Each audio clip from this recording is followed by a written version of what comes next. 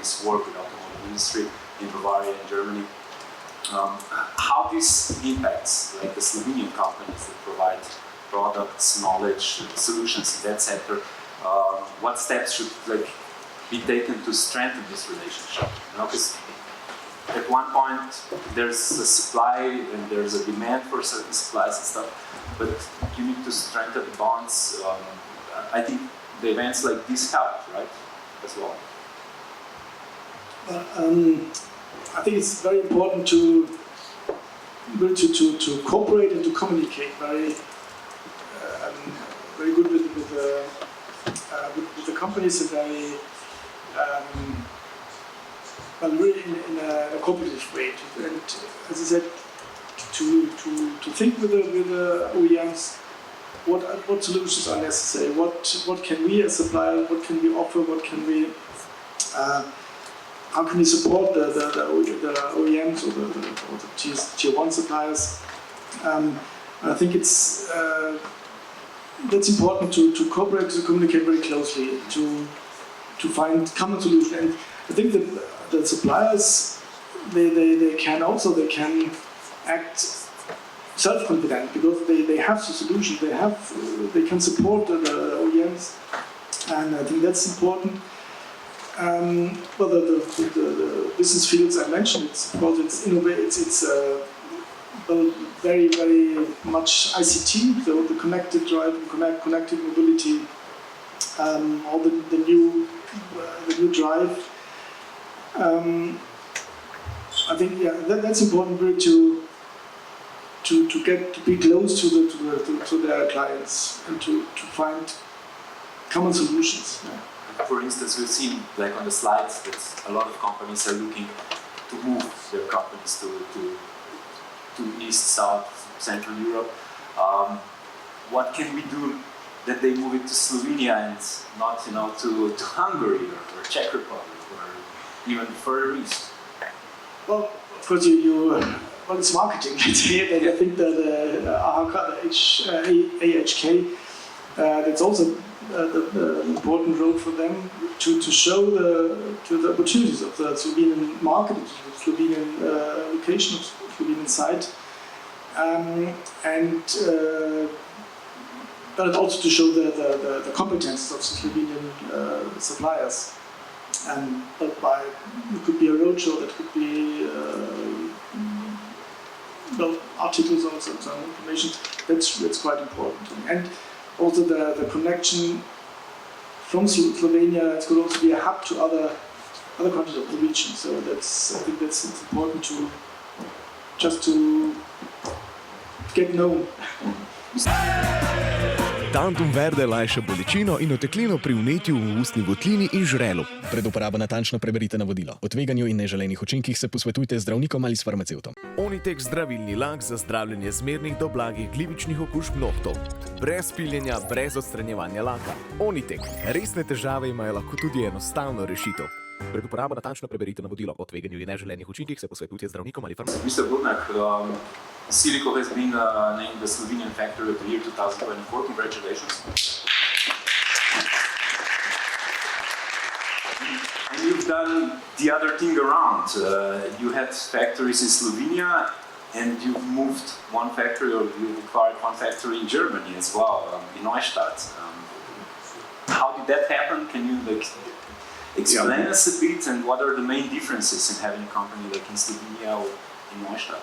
Yeah, we get asked this question a lot because we went in the other direction, and we were also often asked if we are completely sane in the circumstances going in the other direction. No, I mean the motivation for the acquisition was simply two key factors, which has nothing to do with how Germany is positioned or not. The infrastructure which was there would simply take us up to 5 years to build something like that. So it was really the park of machinery which was the main motivating factor, and the other one was gaining a customer which we wanted for a long time. How does the cooperation between Slovenes and Germans work? Well, we serve them very good wine when they come over, and we drink some excellent beer in Saxony, in Sachsen, where they have, at least I was told, the oldest brewery in the world in Dresden. And we try to take the advantages of both cultures. I mean, some strict and rules following on one hand, and bringing some Balkan flexibility into the day-to-day work on the other side works quite well. But going back to one of the slides in terms of bureaucracy, it doesn't go only for Germany, but in general for Europe. This is a problem. We talk a lot about it, but my experience over the last 8-9 months there's a bit of this problem when somebody tells you, ja, das geht aber nicht so einfach, or so macht man das nicht. The issue with that is when you sense, in terms of the complexity of the bureaucracy, a certain pride element that something is complex. This is something I used to remember from the ex-Yugoslavian system, where we were proud of the complexity. And I think this attitude needs to change first, that when something will be given a solution and you can do this in this way very, very quickly, that's, I think, the first task where Europe needs to change a lot. That's really a nice segue, because we hear in China or in the USA, when they want to build like something huge, they just build it. You know, there's the government is just, okay, let's do it. It's for the greater good. But here in Europe, you know, we provide furthermore to the companies, like, you should do this, you should do that. You should not build combustion engines after the 2035. How much of this is a shoot in a knee, or how you call it? You know, because at the other hand, in the US, in China, they are still building combustion engines, and to make it worse, they are bringing it to the Europe. So we can drive with them, but we cannot or should not at some point produce it ourselves.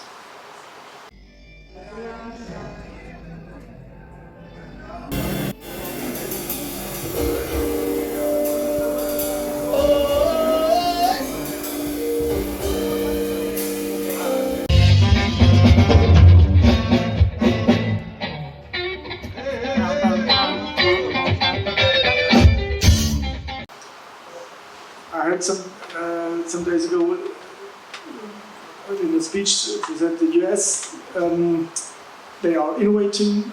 In China, they are what's the English word? They're copying, replicating, and European, they are regulating. And that's the real problem. Is that we don't see the chances, opportunities of new technologies, of new developments. But the first thing that comes to mind, what do we, how can we regulate it? How can we avoid that something wrong will happen? And that's, as you said, it's a question of mindset. And what we see in Germany, it's also a problem with the authorities, the offices, the people they are working there. Of course, it's for them. It's clear if they follow all the rules, they don't have any problems with their bosses and so on, and they can't react in a flexible way. Because to be sure by myself, I do it like this, and it's written so, and you have to do it so. And that's you need also in the public sector. You need an incentive to be creative or to be flexible. But it's not at the moment. That's not seen, but that's I think it's important. So Brodnjak, you do not have a small company, but you build from like a medium to the large one.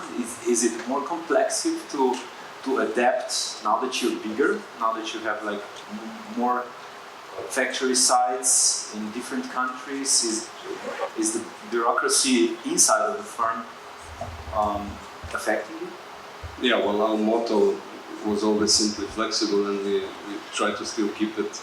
Obviously, getting a little bigger, it needs more time to turn the boat because the boat becomes bigger. But I think that in general for the automotive industry, not only for us but also for the other companies in Slovenia, that's still the advantage. Compared with some bigger players in the European market, our companies are still relatively small.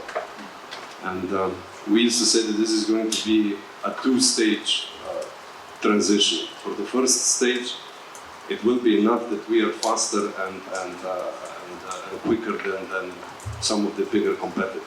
I used to make a joke that in the savannah, I don't know if you know that joke, when two friends are sitting and they see a lion approaching, and one starts to tie his shoes, and the other one asks him, "Are you crazy? I mean, let's start to run. You think you're going to be faster than the lion with those shoes?" "No, but I'm going to be faster than you." Nice. And that's a little bit of the motto for the first stage of this battle. And of course, what worries us is and it goes also for the others. I mean, companies in the automotive segment, we are highly dependent on the three big German OEMs. So our first wish is now electrical vehicles, and I'm very happy to see some of those slides encouraging for a morning like that. The very important thing is going to be, first of all, that they will do well. We have to keep an eye on the transition, but changing a customer is never going to be easy. For Slovene companies, which are tier 1 and tier 2 producers, most of our materials and products are going to be in either of the cars. Electrical vehicles, hybrids, or even the old combustion engine, which I was personally not right off. That's just my personal statement. Changing to the new customers which are coming, we are going to have it a little bit easier than Germany, but nevertheless, I mean, the transition is going to be huge, and a lot of things are going to have to change in our mindset. True. Given the slides, it means a lot to us, the Slovenians, the connection with Germany, with Bavaria. It means a little less to you. You've seen it's less than 1%. How is what is the feeling, between the companies, between all the factors? Because we are dependent from you, much more than you are from us.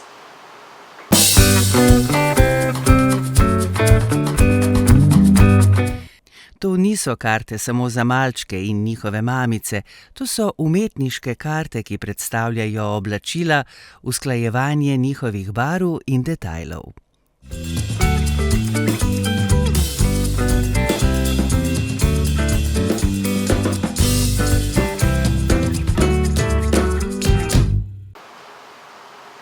I think for the companies, the size doesn't matter. Also That's what everybody says. No, I think the size of the company themselves, of course, no. I think that for locations like Slovenia, or for parts of Slovenia. So, as you mentioned, it's I think the advantage of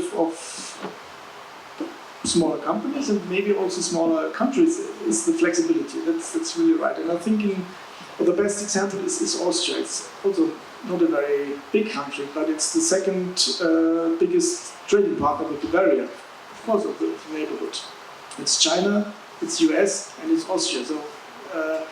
So I think you can see that that's not the thing. I think if our companies, they are looking for partners, looking for suppliers, and I think that the size of the country and even the size of the company, that's not the essential point, the crucial point. Mr. Hahn had to go to the emergency meeting of the government because of the taxes from the US and stuff. Do you have like a contingency plan? What happens if it happens? You are in the steel industry, the aluminium industry, and the new Slovenian best man is not making it easy on you. No, of course we are. Of course, we are quite. It's a big problem for us and for our companies, and all the companies, they can't react. Probably they can maybe they can, companies they are still in the US, they can increase their capacity there, but regarding the tariffs in the short term, you can't react.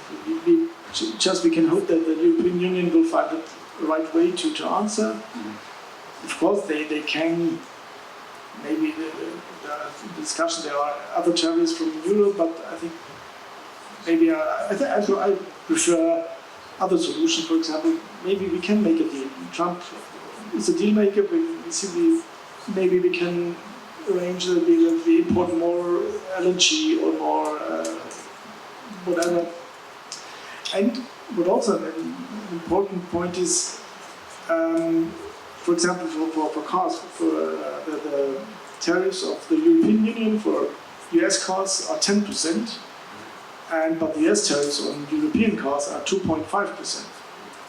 Why don't we can lower our own tariffs? So there are many ways, but I think what I hope is that Trump is a deal maker. He needs a deal, so we have to offer him whatever, maybe to avoid this tariffs. But of course, the next 4 years will be more complicated in international trade, no doubt. Mr. Brodnjakom, how does it affect you? Does it at any point, like what's happening, like globally, not just in the European scale, like the shifts in the US with taxes?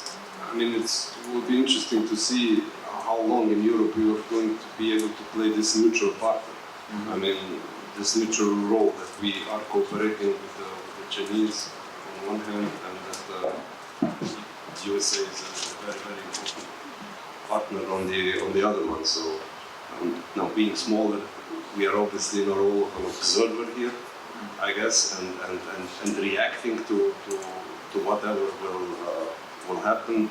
Most of our products are supplied to European plants.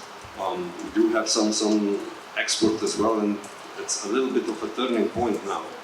Move more towards China and trying to understand if that's a customer which is going to play an important role for us going forward, or on the other hand, just simply saying, okay, create a platform which involves Europe and possibly the United States, and then when the Chinese come over, you at least offer them something which they don't have. So this is a little bit in the mindset and the game we are playing. So the plan for the future is to adapt, to open new markets. For sure. Yeah. I mean, once you stop to grow, a vicious circle starts to run. So this is how the economy and going forward works. Gentlemen, I would like to invite the public to ask a question, to raise a question, or to just say something about our topics that we opened. Tantum verde lajša bolečino in oteklino pri vnetju v ustni votlini in žrelu. Pred uporabo natančno preberite navodilo. O tveganju in neželenih učinkih se posvetujte z zdravnikom ali s farmacevtom. Onitek zdravilni lak za zdravljenje zmernih do blagih glivičnih okužb nohtov. Brez piljenja, brez odstranjevanja laka. Onitek. Resne težave imajo lahko tudi enostavno rešitev. Pred uporabo natančno preberite navodilo. O tveganju in neželenih učinkih se posvetujte z zdravnikom ali farmacevtom. Thank you. First of all, I would like to thank you for that interesting topics you are raising, and I would like to confirm what Mr. Brodnjak was explaining to us. You know, I'm a German here in Slovenia, and I'm thinking and acting very much German.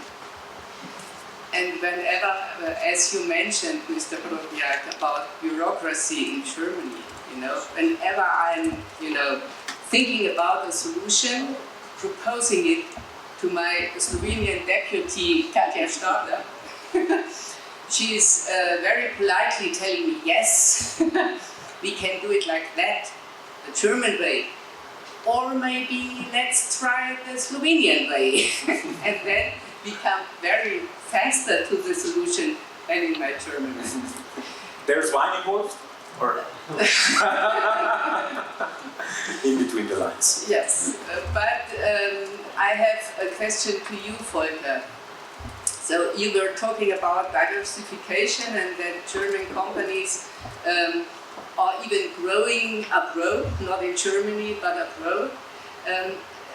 could you again give us an advice for Slovenian suppliers? Because even in Bavaria we have big suppliers to the automobile industry.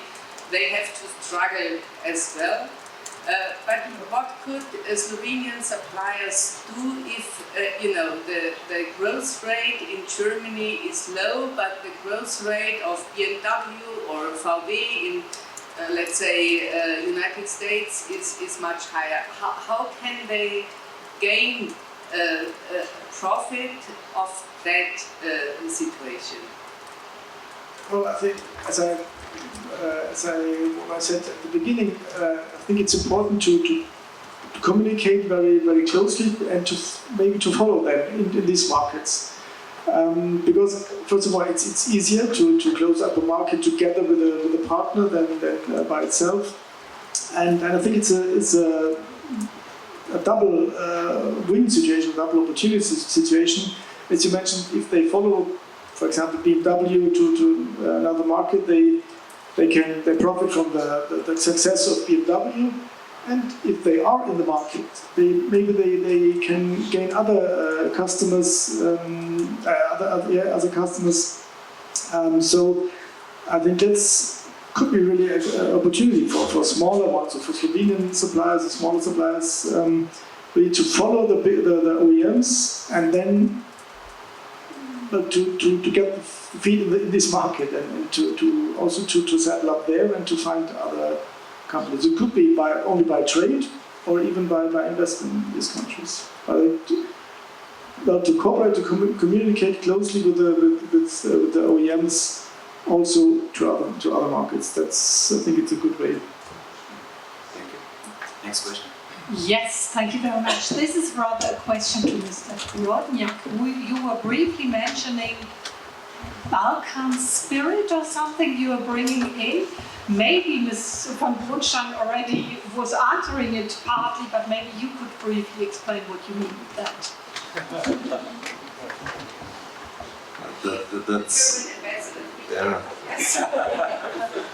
That's a little bit of a big panel to explain this in detail.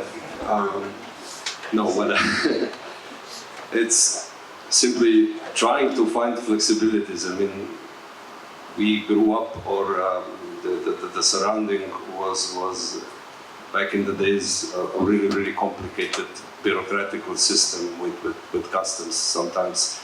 Okay, not as much as some of the other Eastern European countries. So we developed ways where you try to find a solution. So when we say the goal actually explains the means which you use for it, and not everything which is always written is supposed to be read like that. I try to answer this a little bit diplomatically, but I think you know what I mean.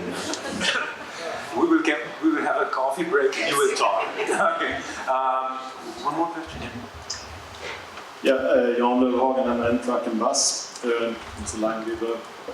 I just wanted to emphasize what you show here in one of the slides in your presentation. The need that we as a company have from your side in the transition in mobility is extremely important.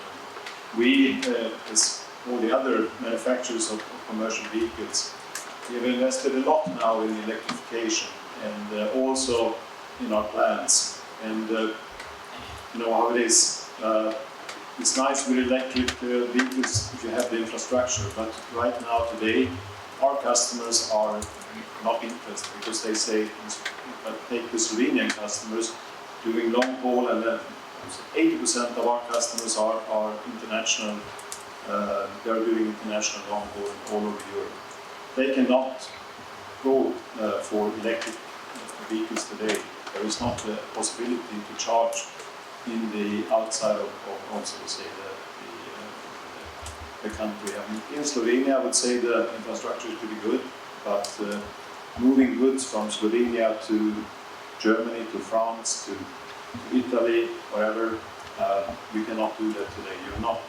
You're so dependent on this infrastructure, and here we need support. We as a company, we will get penalties if we don't meet the requirement of the quota for CO2 neutral vehicles, but the partners who should step up and set up the infrastructure for these electric vehicles, they are free from penalties, and this is something that we cannot just accept. And we have done investments, and we need the sales of these vehicles now. So whatever you can do to support us here in the setup of the infrastructure is extremely important for us. Thank you. Well, I totally agree. It's really one of our main points to foster the infrastructure, to tell the government and authorities to yes, the network of electrical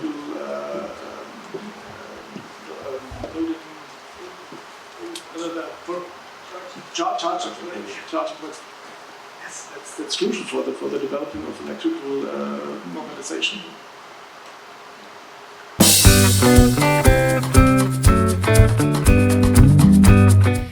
To niso karte samo za malčke in njihove mamice, to so umetniške karte, ki predstavljajo oblačila, usklajevanje njihovih barv in detajlov.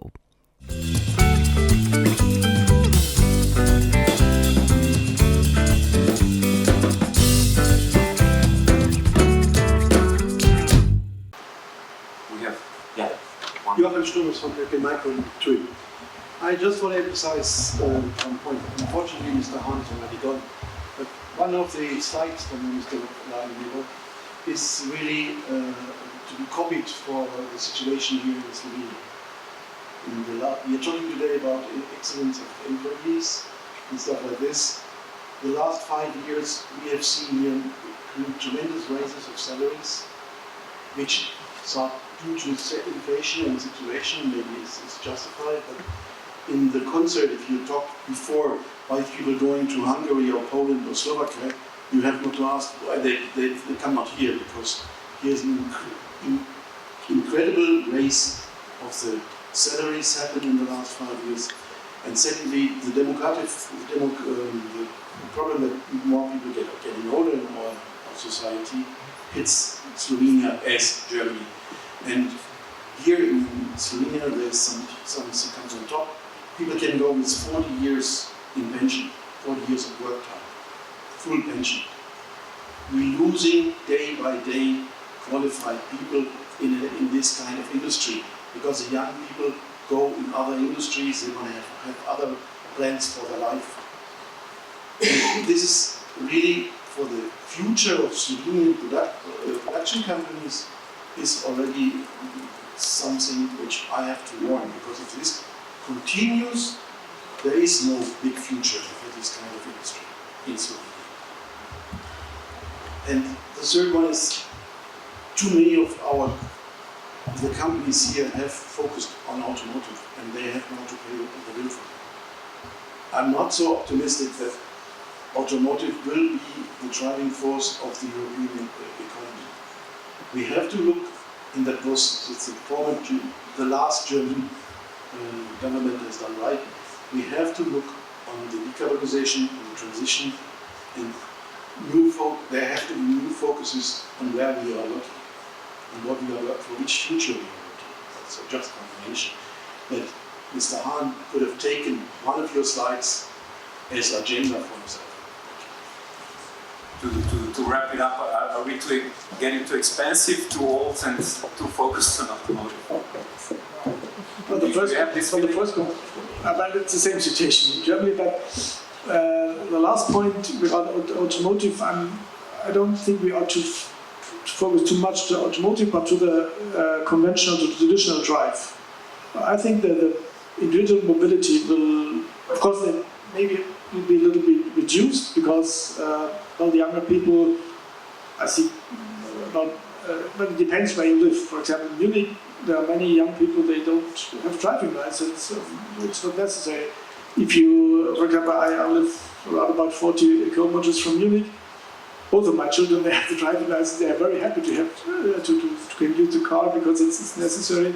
So I think the automotive has a future, but of course we need new drives. It's not only electrical drive. I think we have be open to other technologies, but automotive as a sector, I think it will be important. But of course, what the point of diversification, it's not only important for countries, for markets, but of course also for sectors. Of course, if you have solutions for automotive and also solutions for machinery or whatever, that's always a good way to also diversify your clients, of course. But I'm not so pessimistic with regards to the automotive sector. Mr. Brodnjak, I wanted to reply to the second point because it's something which I also feel very important. I mean, as managers, we are constantly now being faced with completely different 20 years that we are trying to convince people who have the right to retire to stay a few more years. Because one thing, let's say, resolving the situation of the aging generation is, of course, solving with digitalization and automating things, but you won't solve everything with that. So I think we need some additional schemes who provide incentives for people who have the right to retire to be working. And this is what if they want to work, and some of them are obviously healthy and have a lot of experience from the past, and remind yourself of the movie Robert De Niro and Anne Hathaway, when he's an old paper guy an old CEO who retired but then decides to move back because there's an apprentice program. We will have to work longer, but we also need some incentives for these people and schemes, because at the moment, if they have the right to retire, they're not even able to work because the tax legislation enables them to do so. And I think there are a lot of people who, if they're healthy, can still contribute significantly with their experience and with the knowledge they acquired, and especially in industries where maybe the younger people are not that much interested to continue. And that's an idea which we have to see. Only to wrap it up, working in the private equity several years ago, 2019 was just before COVID, when we were looking to acquire a company. When I saw that in 2028, 85% of the people working there are going to retire. So you close the case, because there is no way that you are going to be able to replace 85%. And that topic, not only automation and so forth, but we're really trying to create an environment for older people who are still willing to contribute would be something which I would like to pass the message on. And we haven't even touched getting the qualified workers in, but maybe for the next panel.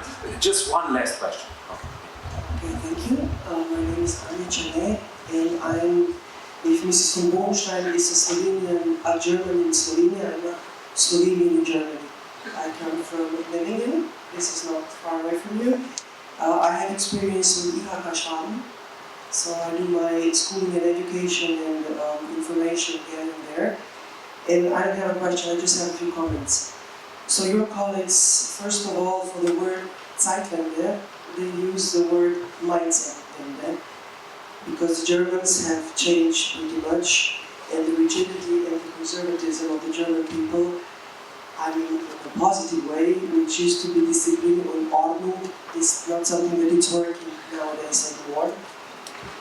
The word that you say, the pride, your colleague, this was a future researcher, used the word German arrogance, which might sometimes be something that they, maybe with the axis between Germany and France, which is very much needed for the European Union to work as an economic equity, not only as a political statement. So it's really interesting how I have been living between Germany and Slovenia for more than 35 years. So I have the input and insight of both sides. It's really interesting how much needs to change in Germany in order to be a competent economic partner in the future. And Germany is needed in Europe. So we all hope that this optimism will basically be something that it's reality. You know what I mean? So let's hope that, I'm not eligible to vote in Germany, of course, but we all hope that the German government that's coming, it's not going to be Fleischlos. So that some things will be done. Also immigration issues, because this is something that we believe as foreigners in Germany, it's not so benign. And like a lot of people in my business circles say, it's basically nicht durchdacht genug. So it's not, probably the strategy is not okay at a certain point. So what we, as not Germans, function in the German world, we all hope that there will be some action, that there will be some strategies, that there will be something, and not only automotive industry as well. So just a comment. Thank you so much.